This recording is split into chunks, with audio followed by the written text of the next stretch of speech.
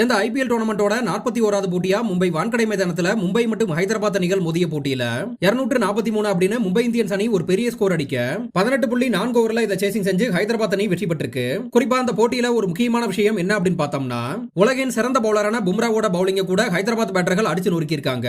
ஒரு சில நேரங்கள்ல சில போட்டிகள்ல பும்ரா ஒரு விக்கெட் கூட எடுக்கலைனாலும் கூட ரன்களை கட்டுப்படுத்தி பந்து வீசி போட்டியோட வெற்றிக்கு முக்கிய காரணமா இருந்திருப்பாரு. குறிப்பா ஸ்கோரை டிஃபெண்ட் பண்ணும்போது தான் இந்த விஷயத்தை பண்ணிருப்பாரு. ஆனா இந்த போட்டியை பொறுத்தவரை மும்பை அணியோட பவுலிங்ல அதிகமான ரன்களை விட்டு கொடுத்ததே பும்ரா மட்டும்தான். அதன்படி 4 ஓவர்கள் வீசின அவர் 54 ரன்கள் விட்டு கொடுத்திருக்காரு.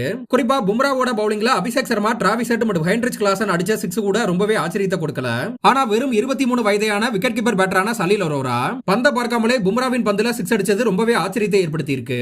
அதன்படி பும்ரா வீசின 18வது ஓவரோட 5வது பந்துல தான் சலீல் அரோரா இந்த 6 அடிச்சிருப்பாரு. பும்ராவோட பவுலிங்ல பந்த பார்த்தே 6 அடிக்கிறது பெரிய விஷயம் அப்படின்ற சூழல்ல வெறும் 23 வயதான ஒரு யங் பிளேயர் இப்படி பந்த பார்க்காமலே 6 அடிச்சது ரொம்பவே ஆச்சரியத்தை ஏற்படுத்தி இருக்கு. இந்த நிலையில அந்த வீடியோவானது தற்போது சமூக வலைதளங்கள்ல வைரலா பரவி ஃபேன்ஸ் மத்தியில கருத்துக்களை பெற்று வந்துட்டு இருக்கு.